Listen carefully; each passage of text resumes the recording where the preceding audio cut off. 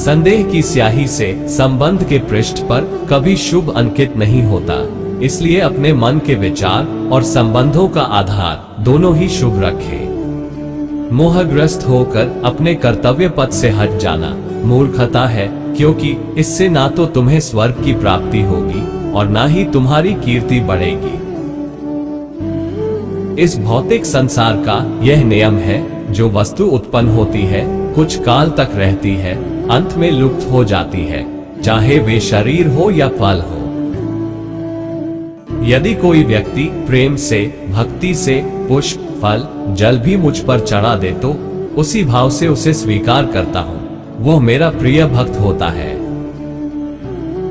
उससे मत डरो जो वास्तविक नहीं है, ना कभी था ना कभी होगा। जो वास्तविक है वो हमेशा था और उसे कभी नष्ट नहीं किया जा सकता। जीवन में आधे दुख इस कारण जन्म लेते हैं क्योंकि हमारी आशाएं बड़ी होती है। इन आशाओं का त्याग करके देखो, जीवन में सुख ही सुख है। अपने परम भक्तों जो हमेशा मेरा स्मरण या एक चित मन से मेरा पूजन करते हैं, मैं व्यक्तिगत रूप से उनके कल्याण का उत्तरदायित्व लेता हूँ। जन्म लेने वाले के लिए मृत्यु उतनी ही निश्चित है जितना कि मृत होने वाले के लिए जन्म लेना, इसलिए जो अपरिहार्य है उस पर शोक मत करो। श्री कृष्ण ने कहा है, अगर तुम्हें किसी ने दुखी किया है तो बुरा मत मानना। लोग उसी पेड़ पर पत्थर मारते हैं जिस पेड़ पर ज्यादा मीठे फल होते हैं।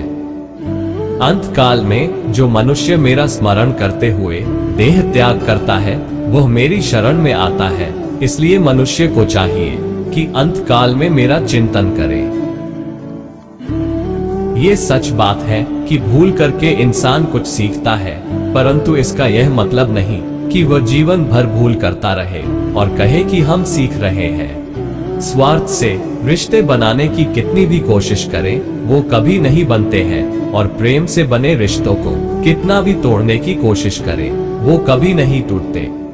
क्रोध से भ्रम पैदा होता है, भ्रम से बुद्धि व्यग्र होती है, जब बुद्धि व्यग्र होती है तब तर्क नष्ट हो जाता है, जब तर्क नष्ट होता है तब व्यक्ति का पतन हो जाता है। आत्मा न तो जन्म लेती है, न कभी मरती है, और ना ही इसे कभी जलाया जा सकता है, ना ही पानी से गीला किया जा सकता है। आत्मा अमर और अविनाशी है। अगर व्यक्ति शिक्षा से पहले संस्कार, व्यापार से पहले व्यवहार और भगवान से पहले माता पिता को पहचान ले तो जिंदगी में कभी कोई कठिनाई नहीं आएगी।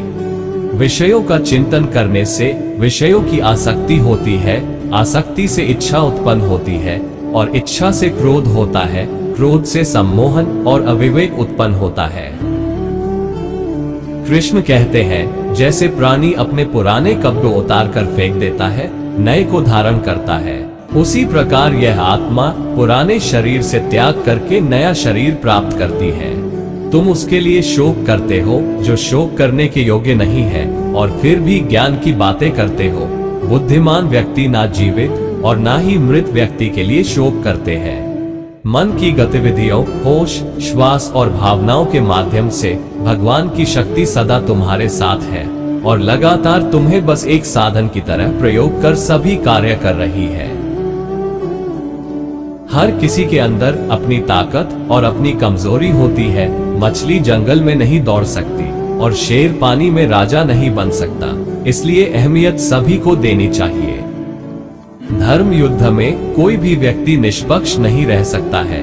धर्म युद्ध में जो व्यक्ति धर्म के साथ नहीं खड़ा है, इसका मतलब है वह अधर्म का साथ दे रहा है, वह अधर्म के साथ खड़ा है।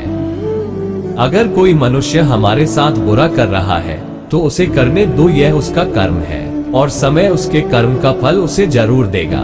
लेकिन हमें कभी भी किसी के साथ बुरा नहीं करना चाहिए, क्योंकि यही हमारा धर्म है।